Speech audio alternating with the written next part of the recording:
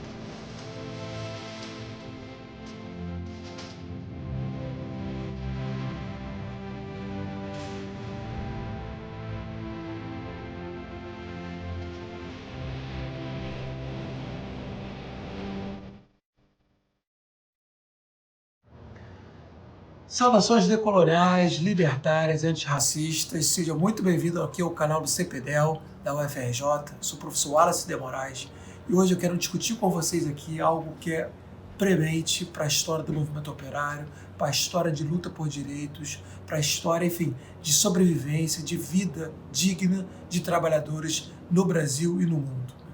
Então eu quero discutir com vocês aqui a história do 1º de maio. O conteúdo que eu vou trazer aqui para vocês hoje, muito possivelmente vocês não aprenderam nem nas escolas, nem nas universidades, porque ocorre um epistemicídio e um historicídio com tudo que se diz respeito ao movimento anarquista. Mas no final a gente vai falar sobre isso, tá bom? Então o primeiro ponto é isso, vamos falar sobre o 1º de maio.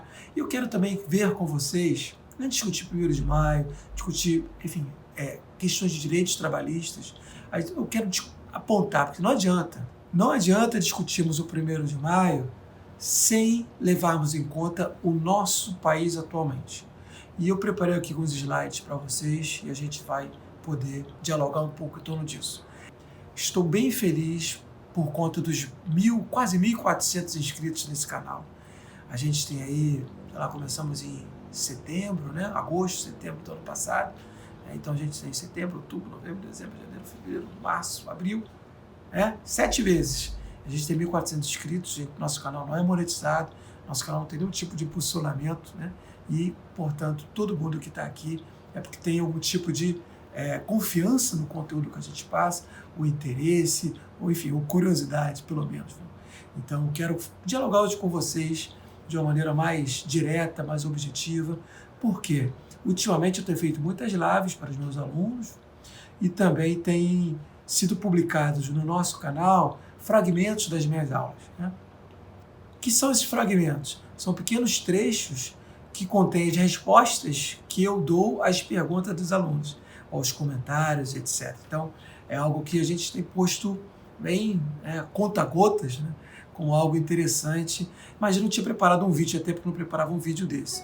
E eu estou aqui hoje para isso, para dialogar com você que é interessado nesse canal, que é um seguidor desse canal. Muito obrigado de coração, em nome de toda a equipe do CPNEL, agradeço a você e já peço, se você está visitando pela primeira vez, deixe seu like, compartilhe, enfim, comente aqui, que isso é muito legal. Eu procuro, em alguma medida, responder a todos os comentários aqui que colocam aqui nos nossos vídeos. Bom, vamos direto ao ponto. Então, o primeiro ponto, eu preparei aqui uns slides para vocês. Eu quero até começar aqui a história do 1º de maio, né? Como surgiu o Dia Internacional do Trabalhador. Acho que esse é o primeiro ponto que eu já quero aqui discutir. Mas antes de proferir exatamente a história do 1º de maio, começou lá nos Estados Unidos, com o enforcamento de alguns anarquistas, né, que eu vou mostrar daqui a pouco, eu quero falar um pouco do Brasil hoje. E eu queria estar aqui muito com felicidade, com um sorriso no rosto, falando, sabe, alegremente para você, mas infelizmente as condições que a gente está vendo hoje não nos proporcionam isso. Muito infelizmente. Eu trouxe aqui alguns dados, eu quero debater com vocês, porque eu acho que o direito do trabalhador é entender isso, né? Nenhum outro aspecto. Eu vou colocar aqui o slide de novo. Nós temos aí hoje no país, 27 milhões de pessoas que vivem com menos de R$ 246 por mês. Ou seja, isso dá em torno aí de R$ 8,20 ao dia. Gente, isso dói no coração, isso é criminoso. Nós tenhamos mais de 27 milhões de pessoas que vivam nessas condições. Sabe, essas pessoas não estão conseguindo fazer 3 refeições ao dia. 3 refeições ao dia. É urgente que façamos alguma coisa para alterar esse quadro. É premente, é super urgente, vamos chamar assim. Além disso, outro dado que eu trago aqui, são 17 milhões de brasileiros vivem, hoje passam fome nesse país. 19 milhões de pessoas passando fome. Não tem nada pior do que passar fome. É necessário pensarmos sobre isso. Fome. Além da fome, são 14 milhões, mais de 14 milhões de pessoas desempregadas. Outro dado que eu trouxe aqui, metade da população não tem certeza, metade da população brasileira, ou seja, mais de 100 milhões de pessoas, não tem certeza se conseguirá se alimentar na semana seguinte, quiçá no dia seguinte. Simultaneamente, estamos vivendo um momento que é contínuo, né? Mais de 521 anos que ocorre isso, de tomada das terras indígenas, de apropriação indébita das terras indígenas, de expulsão de indígenas. Nós estamos vivendo um momento de destruição das florestas, das diversas florestas do nosso país. Nós estamos vivendo um momento de destruição do Pantanal, estamos vivendo um momento de destruição da nossa flora e da nossa fauna. Além da destruição das próprias pessoas. Negros, indígenas e trabalhadores brancos continuam sendo exterminados nas florestas, nas favelas e periferias deste país. Obviamente que ter o corpo negro, você vira alvo muito maior do que se for de um branco, inclusive, que denota o nosso racismo. Um racismo institucional que ocorre já aqui. Tudo isso em favor de um projeto político, que daqui a pouco a gente fala um pouco, político, econômico e social, né? Capitalismo, colonialismo e esse processo, esse sistema que se chama de democracia, né? Por antífrase, porque não existe democracia nenhuma, porque o povo efetivamente não governa, não se autogoverna. Mas a gente vai discutir isso daqui a pouco. Os preços estão absurdos. Os preços alimentícios, porque o Brasil virou um grande exportador de commodities, um grande exportador de alimento para o mundo, é o celeiro do mundo. Mas aqui os preços estão altíssimos.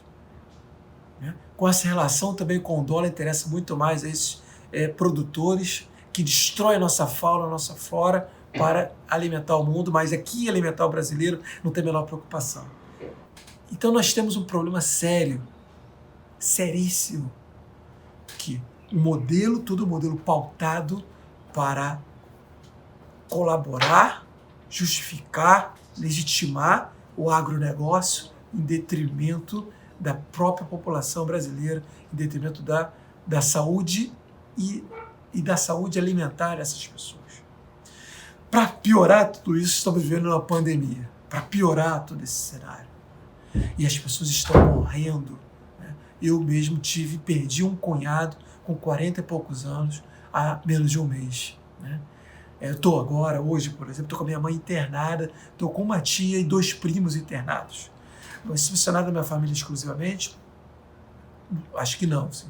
Nós temos quase 400 mil pessoas mortas pela Covid. Essas 400 mil pessoas que foram identificadas. Né? Que, inclusive, eu tive, quando o meu cunhado foi para o hospital, disseram para ele que não era Covid, o meu primo também disse que não era Covid. Aí depois se percebeu que efetivamente era Covid. Então há uma guerra também política para dizer que as pessoas não estão morrendo por Covid. Enfim, esse é um conceito que eu chamo de necrofilia. É um pouco diferente de necropolítica, mas para quem quiser se interessar, vou preparar uma aula exclusiva sobre isso, diferenciar o conceito de necropolítica do de necrofilia, colonialista ou trucida. Esse conceito de necrofilia, estou apontando que é um pouco mais amplo do que o necropolítica pelo seguinte tempo. Não se trata apenas de uma política da morte, mas é um desejo de se matar negros, indígenas e pobres nesse país.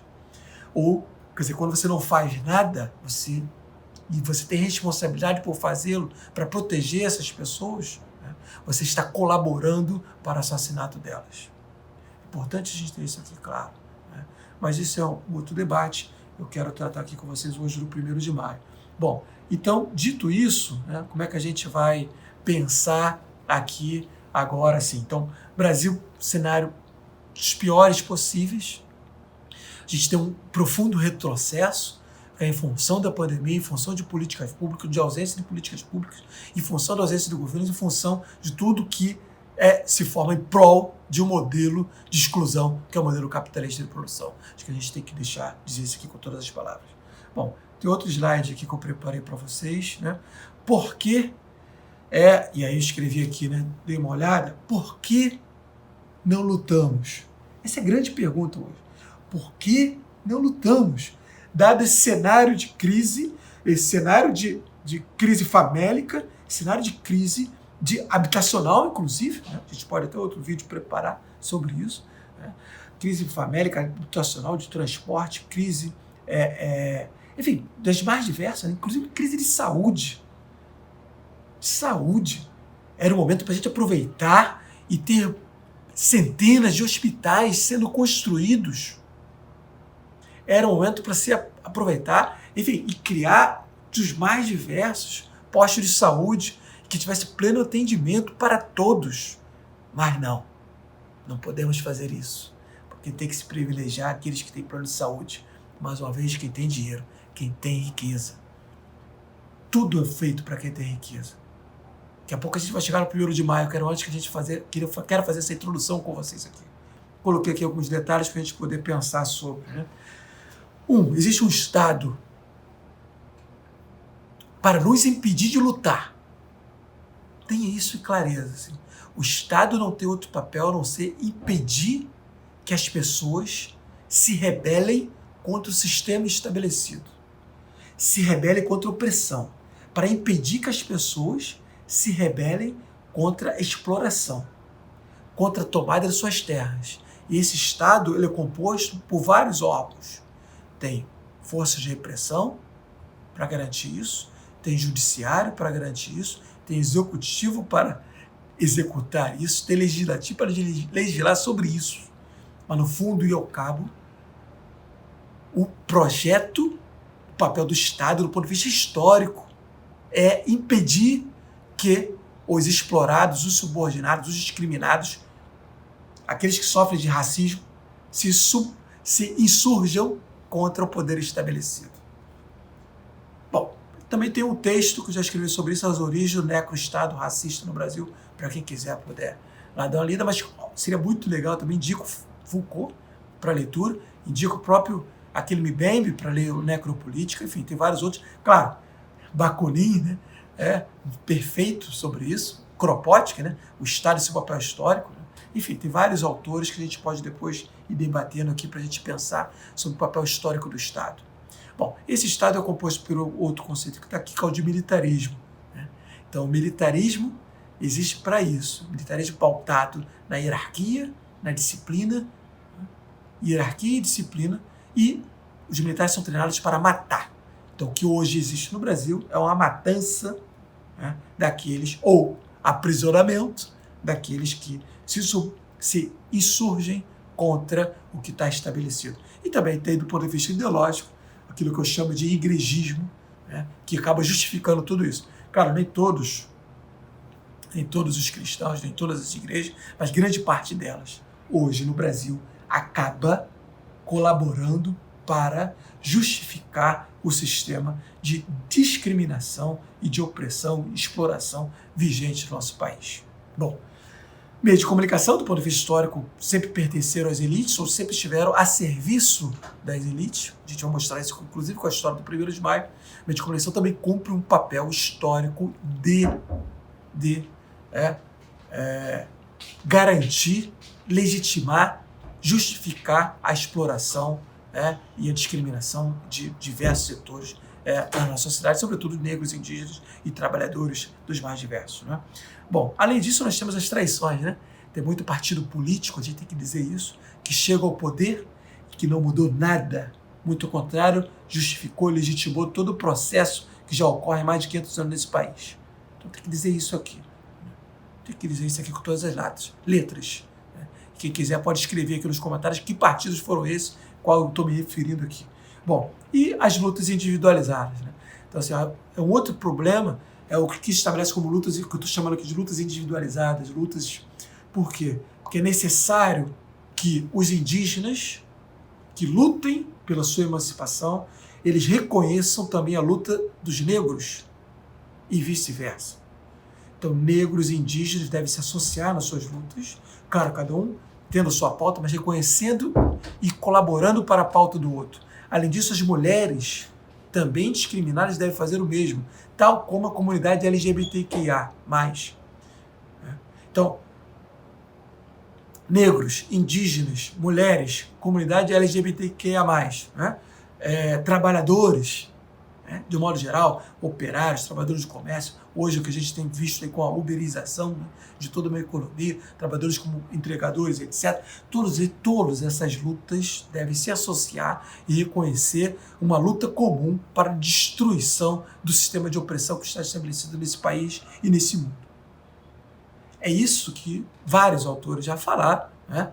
E aí vários autores anarquistas, inclusive Bakunin, Kropotkin, Malatesta, Emma Goldman, né? Lucy Parsons, que eu vou citá-la daqui a pouco, né? Maria Lacerda de Moura, por exemplo, outra guerreira brasileira, e tem várias outras, como Oxe Curiel, né? Como a própria Maria Lugones, que falava sobre isso, e outros autores dos mais diversos. A gente tem trabalhado bastante nesse sentido. Tá? Então, é um projeto de construção e de não ficar fechado em pequenas identidades. Bom, avancemos aqui mais um pouquinho. Deixa eu ver aqui o próximo slide. Bom, dito isso, eu acho que agora a gente pode começar a entender um pouco a história do 1º de maio. Eu queria fazer essa introdução muito rápida para vocês, que veja, eu não posso falar simplesmente do 1º de maio. Tem que entender o 1º de maio para os dias atuais. Vamos na história para entender e fazer transformação no dia atual. Tudo bem? Vamos comigo. Vamos lá. Então, a situação dos trabalhadores do século XIX. Né? Deixa eu aumentar esse slide aqui também, queria que vocês dessem uma olhada. O que eu coloquei aqui? Antecedentes do 1º de maio, né? E eu coloquei a situação político-social, né? América Latina. Qual era o contexto da América Latina no século XIX? Primeiro que a gente ainda tem um contexto de substituição de um trabalho escravo por um trabalho imigrante, né? Daquele que era servo na Europa, trabalhava sob regime de servidão na Europa, portanto absolutamente subordinado, né? Regime semi-escravo, né? De servidão, trazido para cá para substituir o trabalho do negro e do indígena nas encomendas, né? E do negro no trabalho escravo mesmo. Bom, então esse é um processo. Tem a formação dos estados, chamados Estados Nacionais, as supostas independências aqui na América Latina, né? Mas independência, por exemplo, no caso brasileiro, né? O imperador, o rei, deixou o trono para o seu filho. Né? Que independência foi essa? Que você passa de um rei para o seu filho e diz que há independência. Nenhuma independência. As elites continuaram usufruindo das terras e de tudo, das riquezas, tudo desse país, em detrimento dos trabalhadores. Tudo bem? Bom, o mesmo processo acontece, eu não vou me aprofundar, coloquei até aqui, mas eu quero fazer um vídeo curto. África, Ásia, Europa, Estados Unidos. Né? Então, todo um processo também de exclusão, em resumo, exclusão dos trabalhadores, seja do poder político, os trabalhadores não podiam alcançar o poder político, certo? O Estado criado e restrito apenas para a dominação desses trabalhadores, seja do poder econômico. Os trabalhadores estão subordinados, os trabalhadores devem apenas produzir riqueza para os seus patrões, mas não deve ser os próprios patrões. Isso se pode acontecer para um, para outro, vai ter um outro exemplo, que é uma exceção a toda a regra, mas não é a regra para todos. Isso é impossível. O sistema capitalista não foi pautado para que todos possamos ser proprietários.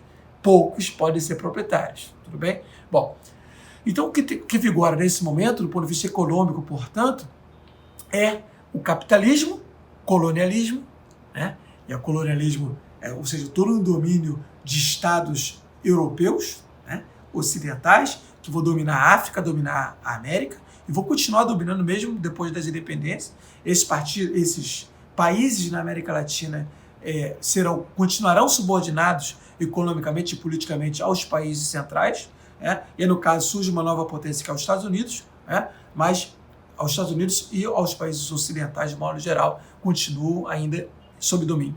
Bom, deixa eu ver aqui. Então, do ponto de vista, e aí a gente vai afunilando um pouco mais para entendimento do histórico do 1º de maio. Assim, então, nesse momento histórico, no século XIX, os trabalhadores não têm uma regulamentação do jornal de trabalho.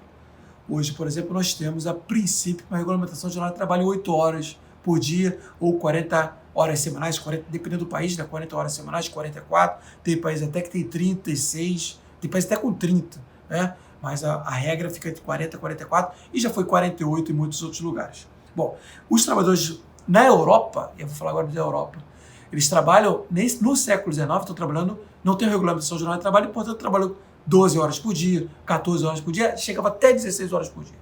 Por quê? Porque se dependia do patrão. Ou seja, o patrão dizia, eu quero...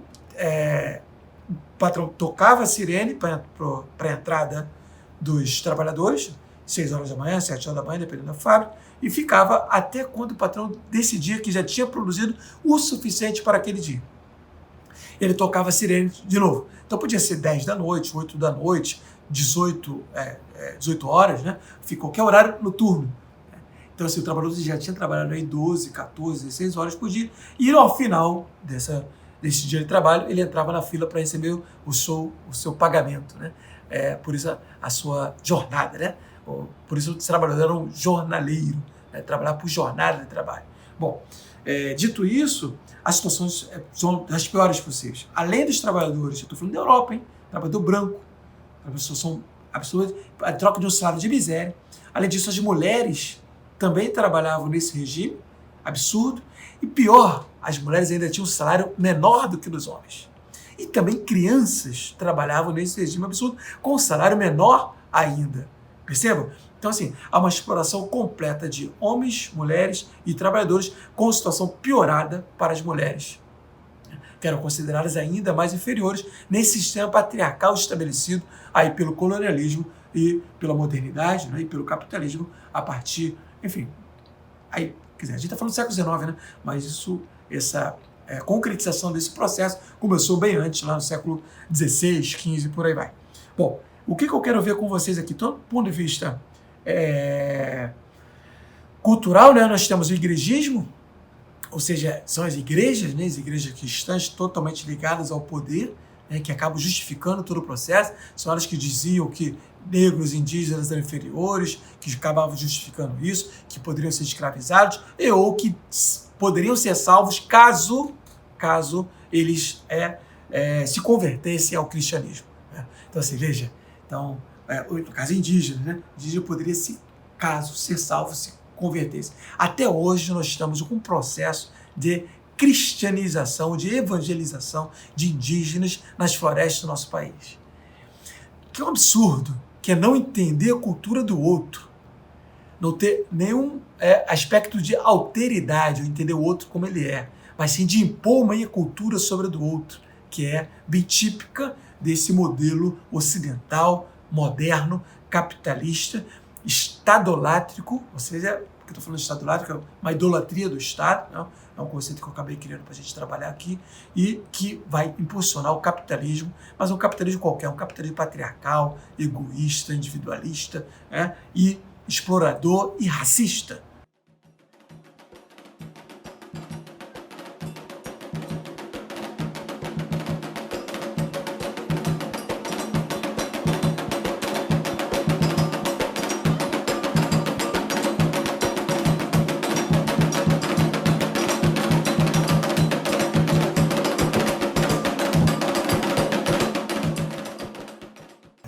Bom, então finalmente vamos retomar aqui a discussão sobre as origens e a história do 1º de maio.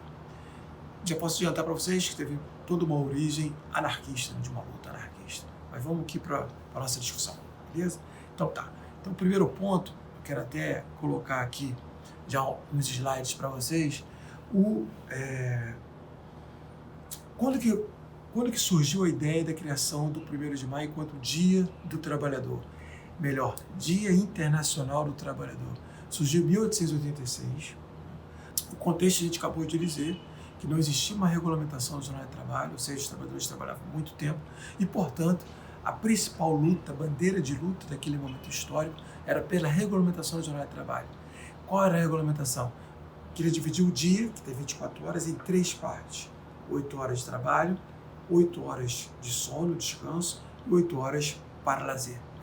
Obviamente que hoje, por exemplo, um trabalhador aqui da cidade do Rio de Janeiro, né, ou das cidades limítrofes do Rio de Janeiro, eles trabalhando no centro do Rio, tem trabalhador que gasta 2 horas, 3 horas até para chegar ao trabalho.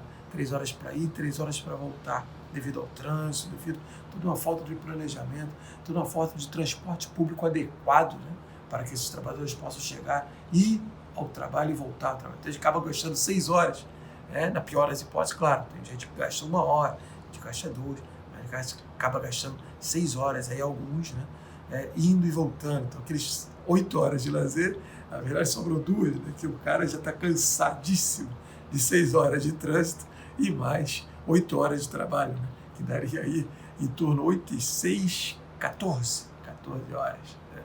enfim, nada, quase similar ao século XIX. Quer dizer, ou seja, ainda hoje existem trabalhadores que estão com jornada de trabalho muito similar ao século XIX. Vide os Uber, né? Para a pessoa conseguir fazer um ganho um pouco melhor de dinheiro, ele acaba trabalhando, tem Uber, que a gente acaba conversando, né? Trabalha a noite toda, eu trabalho o dia inteiro, eu faz dupla jornada, trabalho durante o dia e durante o dia uma determinada firma, outro por conta própria, e acaba a noite trabalhando também para ganhar dinheiro. Ou seja, tem muita gente ainda, né, com uma jornada de trabalho do século XIX, que é absurdo. Então, é disso que a gente vai falar um pouco desse histórico. Então, os trabalhadores no século XIX e nos Estados Unidos, não só nos Estados Unidos, mas grande parte do mundo inteiro, se rebelaram contra isso. Houve uma rebelião, e no primeiro momento foi chamado no protesto para, né, ali os primeiros dias de maio, aconteceu esse protesto em Chicago. Os anarquistas, que eram grande maioria, um movimento social, um movimento sindical, sobretudo, a partir da criação do anarcossindicalismo em Chicago, nos Estados Unidos, em 1886.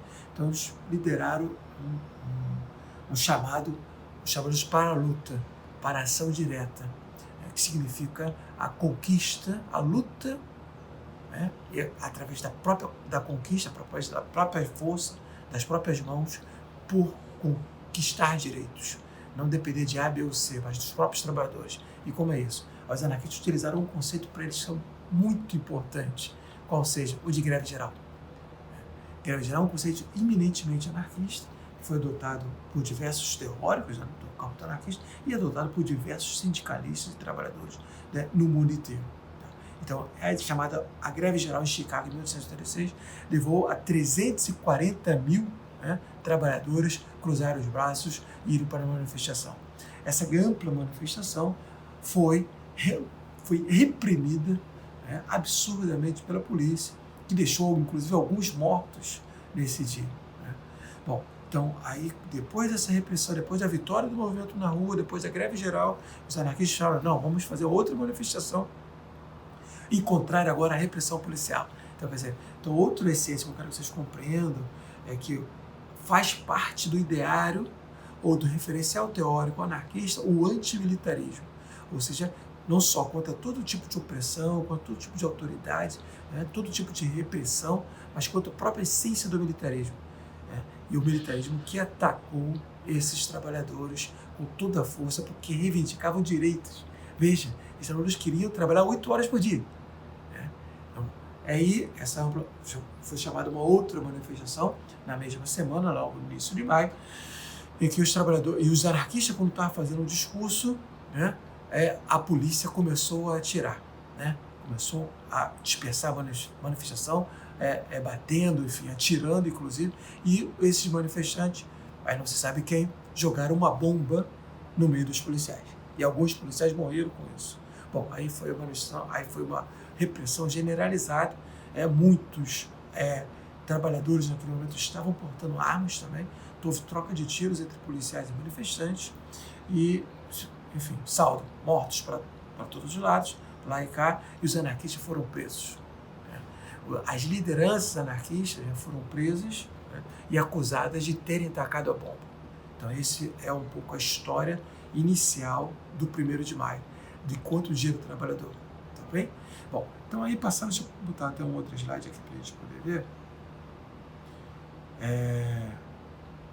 Então, as autoridades policiais jurídicas, né, depois disso, já estavam, na verdade, há indícios de que isso pareceu ser uma grande emboscada para atacar os anarquistas. Então, quando aconteceu tudo isso, então, os policiais já foram nas lideranças para prender essas lideranças que estavam discursando, inclusive, no momento, defendendo autogestão, autogoverno, na verdade, na época, né? Defendendo horizontalidade, defendendo ação direta, defendendo direito dos trabalhadores, defendendo regulamentação de jornada de trabalho. Então, eles foram presos imediatamente e acusados de serem os mandantes ou de serem os próprios as pessoas que tacaram as bombas nos policiais. Né?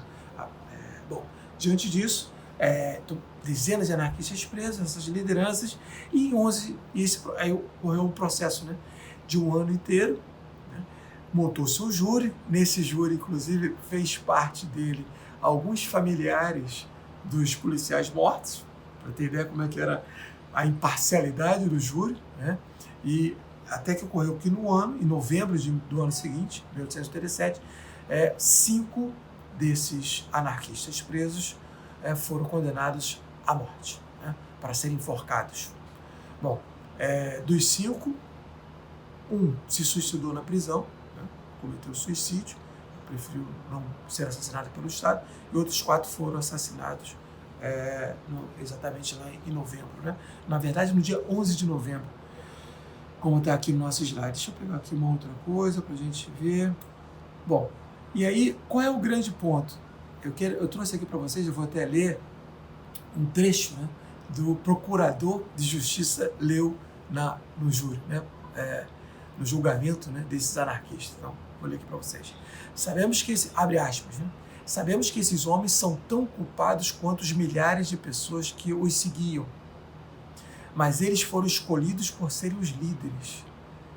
Senhores do júri, façam deles um exemplo, enforquem-nos e estarão salvando nossas instituições e nossa sociedade. Né? O procurador Julius de Grunet, né? Isso foi na Corte Penal em 21 de junho de 1936, né? Nesse julgamento desses anarquistas. Perceba? Então aqui já estava o próprio procurador dizendo assim, eles não se sabe se foram eles que fizeram esse ato, né? Mas, como são líderes do processo, devem ser exemplarmente punidos. Isso aconteceu em vários outros momentos da história, inclusive aqui em 2013 também, os processos aqui no Rio de Janeiro, em particular, 23 dos milhares de manifestantes na rua foram acusados dos mais diversos absurdos e foram punidos por isso. Então, aliás, desses 23, a grande maioria era anarquista, inclusive, também. Né? Para a gente poder ter uma noção de quanto que se persegue desde o século XIX até os dias atuais, continua essa perseguição absurda contra aqueles que lutam por direitos e lutam por questões, melhores condições de vida, de trabalho para os trabalhadores. Bom, e aí, tem aqui mais outro slide que eu preparei, né? E qual foi o papel da imprensa, né, com relação ao anarquismo naquele momento? Então, naquele momento histórico, em 1836, em Chicago, nos Estados Unidos, já falou assim, esses anarquistas devem ser punidos exemplarmente. Devem ser exemplarmente punidos. É isso. Então, toda a imprensa uníssona na punição daqueles que reivindicavam os direitos. E aí eu coloquei aqui uma perguntinha, né, que é para a gente pensar. Queria até que você puder colocar nos comentários aqui. Hoje, como que os anarquistas são tratados? Hoje, né, como que a imprensa trata, né, do próprio conceito de anarquismo? O que leva para você? Não seria a ideia de bagunça, baderna, enfim, loucura, etc, etc, né? Digam se isso é verdade ou não aqui nos comentários para a gente poder depois ver como é que a gente se houve uma mudança efetiva do século XIX para o século XXI ou não. Você corre mesmo, estamos muito parecidos, mesmo patamar, né? Bom, passando um pouquinho mais aqui, então acho que eu já falei um pouco isso, né, dos outros condenados por defender o direito para os trabalhadores. 5, né, foram condenados à morte, né? E aí tem até os nomes deles aqui, né? Luiz Ling se suicidou na prisão, e 4 foram enforcados, né? August Spies, George Engel, Adolf Fischer e Albert Parsons. Albert Parsons, inclusive, né, ele era o companheiro da Lucy Parsons, né, que é uma... a gente vai falar dela aqui depois, vou preparar um vídeo só sobre ela, sobre o pensamento dela, sobre a história dela, mas eu posso adiantar, ela era filha de indígena e de negros, né, e uma grande militante anarquista, companheira do Albert Parsons, né, e que continuou sua vida militante durante muito tempo, né, apesar de ter perdido seu companheiro de uma forma brutal, né, como a gente já sabe. Né. E 3 foram condenados à prisão perpétua, tá? Além, enfim, dentre os 5 condenados à morte, 3 condenados à prisão perpétua. Bom, aí depois, tardiamente, se percebeu, se reconheceu, na verdade, que aquele julgamento fora uma grande farsa, que não tinham nenhuma prova para acusar os anarquistas, né, pelo ataque à bomba aos policiais, né, e, portanto, esse julgamento foi anulado. Olha, né, o próprio, aí eu coloquei aqui no slide para vocês darem uma olhada, o próprio governador de Illinois, né, inocentou os enforcados e admitiu que a polícia jogou a bomba para incriminar os anarquistas. Gente, é isso. A própria polícia jogou a bomba para justamente incriminar os anarquistas e acabar com a luta popular, ou dar um golpe profundo na luta popular por demanda por direitos, que queriam a jornada de 8 horas de trabalho. Veja, né, que hoje, a princípio, né, teoricamente, nós temos, né, como eu falei no início, nem para todos, infelizmente, mas para alguns, essa está vigorando ainda a ideia de 8 horas de trabalho. Né? E, ademais, comprovou que o júri, né, foram composto para proceder à condenação das maiores lideranças do movimento anarquista. Né? Bom, aí isso, obviamente, tirou uma ira profunda do movimento anarquista mundial, tá? Mundial. E aí eu recomendo muito que, aliás, eu estou fazendo esse vídeo aqui como uma introdução para o documentário que hoje a gente vai colocar aqui no nosso canal, documentário sobre a história do anarquismo, Sem Deus e Sem Mestres. Maravilhoso, produzido pela televisão francesa. Né? E, aliás, estou fazendo isso aqui por isso. Inclusive, eu fui chamado pelo canal Curta aqui, lá em 2018, para fazer a chamada, né? Para fazer a introdução sobre esse documentário. E assim eu fiz. E hoje eu estou aqui de novo, né, fazendo essa introdução, só que agora autonomamente, muito mais ampla, de uma maneira muito mais ampla, para que você tenha acesso a essa história do anarquismo. Documentário lindo, maravilhoso, recomendo demais. Assiste, são 3 episódios, né? Enfim, assista aí comendo uma pipoca, assista, enfim, com os amigos, coloque no clube, coloque na favela, coloque nas ruas, coloque no teu bairro, na tua escola, porque é muito importante para entender a história do anarquismo. Entender a história do anarquismo contada por especialistas em anarquismo e não contada pelos seus adversários, né? Como a gente vai ver aqui. Então, voltando um pouco a essa condenação à farsa, né? Então, houve uma solidariedade mundial com relação do movimento anarquista, que, aliás, era muito mais amplo, era hegemônico, vamos dizer assim, né? No movimento operário, no movimento anarquista no século XIX, final do século XIX, início do século XX, né? Então, na França, então, o anarquismo era muitíssimo forte, e aí vocês vão ver no documentário o quanto que o resultado disso na França, que resultou até uma nova tática dos anarquistas para reivindicar direitos, né? Porque se nós somos destruídos pelo Estado dessa maneira, então a luta se esgaçou de uma tal maneira que, enfim, só para a gente poder entender, e foi para o que a gente pode chamar de propaganda pelo fato. Mas eu vou falar disso aqui, não, vocês vejam lá no documentário que vai ser posto logo após esse vídeo aqui, tá? Bom, deixa eu ver se tem mais uma outra coisa. Solidariedade mundial, né? Bom, os 3 sobreviventes, inclusive, né, que foram condenados à prisão perpétua, foram soltos, né? Depois que se admitiu isso, né? Ainda no século XIX. E, enfim, então aí depois nós temos o que ocorreu. Deixa eu pegar outro slide aqui para a gente poder trabalhar, né? Então, a partir daí, criou-se a ideia do 1º de maio. Então, os anarquistas no mundo inteiro, a partir da data do 1º de maio, faziam grandes atos de luta e de ação direta. Veja, é importante também marcar isso aqui com vocês. Diferente dos atos dos partidos políticos e dos setores reformistas, que no 1º de maio faziam comemorações. Comemora, você não sabe o quê? O trabalhador continua sendo explorado, né? Enquanto os anarquistas, eles optaram por marcar o dia 1º de maio como um dia de luta, né? Um dia de luta, de ação direta, de horizontalidade, um dia de ajuda mútua, né?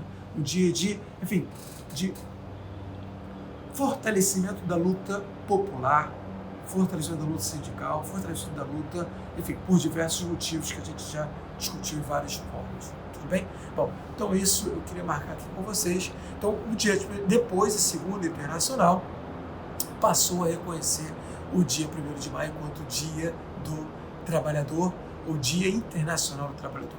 E é isso sendo espalhado pelo mundo inteiro como parte de reivindicações do trabalho. Mas quero que vocês entendam, esse dia 1º de maio foi uma homenagem aos mártires de Chicago, que às vezes você pode até aprender isso com mártires de Chicago, mas a literatura marxista e a literatura liberal não dizem que esses mártires de Chicago eram anarquistas. Está aqui mais um fenômeno de historicídio, de epistemicídio ou de negação da história. Por isso daqui a pouco eu vou explicar que vocês não sabem, né? Bom, então, inclusive tem uma curiosidade que eu coloquei aqui no slide para vocês darem uma olhada, que o Dia Internacional do Trabalho ficou vários países, dezenas de países adotaram esse dia, o mundo inteiro, mas os Estados Unidos, os governos dos Estados Unidos adotaram outro dia como Dia Internacional do Trabalho, justamente para enfraquecer e minimizar o dia que foi em homenagem aos mártires de Chicago. Então, nos Estados Unidos tem, na verdade, o que se chama os setores anarquistas comemoram o 1º de maio, por razões óbvias, né? A principal organização sindical, na IWW, lá nos Estados Unidos, continua comemorando o dia 1º de maio. Todavia, o governo colocou como Dia do Trabalhador a primeira segunda-feira de setembro. Percebe? Para quê? Esvaziar a luta popular anarquista com referência aos mártires de Chicago, que estavam lutando por direitos, né? Mas lutando por direitos pelas melhores condições de vida, né? E aí, agora é a grande pergunta, né? Que eu quase coloquei isso no título. Vou colocar para você agora. Por que seu professor não pôde lhe ensinar a história do 1º de maio? Esse é o grande ponto que acho que a gente tem que entender aqui, né? E aí, agora nessa câmera aqui, você não pode entender a história do 1º de maio porque teu professor, a culpa não é do seu professor, na verdade. Ele também não aprendeu isso. Nós temos um saber que tem um profundo descaso, um profundo desconhecimento. E quando se sabe, se esconde o conhecimento da história do anarquismo, de modo que teu professor não soube, não aprendeu isso na universidade, tal como eu não aprendi na universidade, teu professor não aprendeu isso na escola, tal como você não aprendeu na escola, e é um ciclo vicioso, você não aprender isso nunca. Isso significa historicídio, é o que eu chamo de historicídio. O que é? É o apagamento da história, das lutas dos anarquistas. Tal como ocorre o mesmo com a história das lutas e das ações diretas de negros. Tal como ocorre com a história das lutas de indígenas, de trabalhadores, de mulheres, de LGBT. Essas lutas de ação direta são escondidas. E esse fenômeno eu tenho chamado de historicídio nas minhas aulas e nos meus textos. Tudo bem?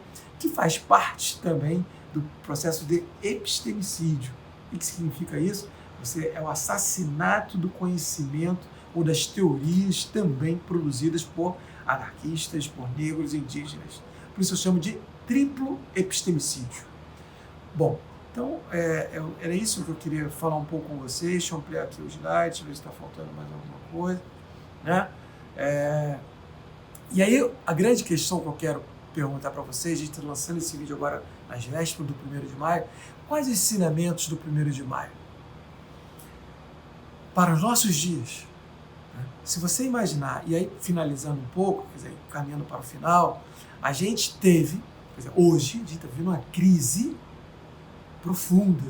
Primeiro, nós temos um contingente enorme de pessoas que está passando fome no nosso país, que não tem o que comer, que não tem certeza sobre quando vai comer e o que vai comer, né? Quando não está se nutrindo muito mal. Nós temos um problema de desemprego, se não me engano, são 14 milhões de empregados. Um salário que não tem aumento. E, ao mesmo tempo, as elites estão ganhando muito dinheiro. Nós temos um problema de moradia muito grande também para essas pessoas. Nós temos um problema de transporte, nós temos um problema de saúde, nós temos problemas educacionais. Hoje, as nossas crianças pobres, sobretudo negras, indígenas, subdescendentes, também de trabalhadores brancos, estão sem condições de se alimentar, porque uma das principais alimentações dela era das merendas escolares. Com as escolas fechadas, elas estão sem alimento. E não foi produzido um valor ou dado cesta básica para os pais manterem a alimentação dessas crianças em casa. O que é pior, né? O que é criminoso, o que é absurdo. Então, diante disso, o que significa o 1º de maio? Eu acho que está na hora de voltarmos às lutas, voltarmos às ações diretas, voltarmos às reivindicações, seja por diminuição de jornada de trabalho, mas sobretudo por direitos, por salários decentes, por garantias, por liberdade e, se possível, eu acho que é o que temos que ir mais longe, pelo autogoverno. Pelo autogoverno em todos os sentidos da vida, na política, na economia, em todas as formas de organização societal. É isso. Então, queria deixar aqui para vocês essa homenagem ao 1º de maio, resgatar a história do 1º de maio, falar um pouco para vocês como que ele ocorreu e ver o quanto que hoje é importante que nós façamos também a mesma coisa. Grande beijo no coração, as luzes já estão se apagando, né? Então, até o próximo vídeo. Vejam as fontes aqui, coloquei as fontes desse documentário aqui no nosso canal, e também vejam, assistam, por favor, o documentário que eu estou recomendando aqui da História do Anarquismo, maravilhoso. São vários intelectuais apresentando-o, né? Grande beijo, saudações libertárias decoloniais. Um abraço, até mais. Viva o 1º de maio, viva o Dia Internacional do Trabalhador!